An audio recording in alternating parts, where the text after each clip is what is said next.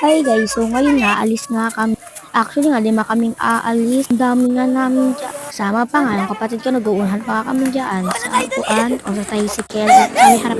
Nauna nga kami nila Rich, kaya wala nagawa yung dalawa. Nakasya, natatawa nga kami na nakayakap si Rich.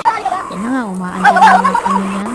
Grabe nga, sobrang lakas ang hangin. Tapos di ko pala napapansin. Ano ko pala, excited ko. Tsaka nakaspalay ko.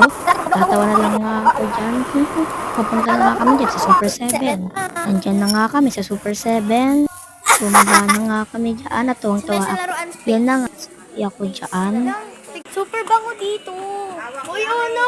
Uy! Magulo nga rin dyan. Kaya binus over ko na lang. Pesos.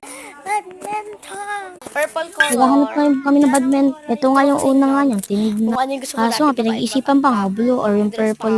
Ngayon, may t-shirt na lang, obvious na ako. Pangarap ko dati, oh, yung mga Yan pa nga, ganyan, pangarap mga ko nga ganito. dati, Yan no? ang pangarap ko. Yun ba yung kaibigan namin. Naglolokohan pa nga. Ano, collection ako dati ng Barbie. May collection ako dati ng Barbie. Putik, check in muna. So, ayan, check nga muna yung blue. Kasi obvious na nga kay mama na 172 yung Oh, ganda. Hindi, ino-order yun. In-order yun. Tawag na nga kami dyan kasi titingin pa nga ka. Sabi nga ni mama, bilhin na nga daw pareho. Kasi daw, baka mag-away daw kami. Ang ayoko nun. Lang, gulo lang siya. Pababa na nga kami dyan. Inaayos ko nga din yung buhok. Pasensya niyo na, wag yung camera. Nakakuta na ako ng Durabox dito. Nagtatanungan katabi ko dyan kung meron nga dudura. Kaya nga ako pala magulo yung camera kasi tumatakbo ka pala kami, baka maiwan. Ano oras na ba? 4 pa lang, 4 pa lang, 4 pa. 15 pesos. Pero pa nga lang, sa mga oras, 15 pesos pala yan. Pumilit pa nga ako niyan kay mama para lang mabili yun. Kasi ako pinatago sa kanya. Na nga nila, pinapapouch na nga nila. Sa mga oras na yun, pauwi na pala kami. Nasa tricycle na pala ako niyan, kinakausap.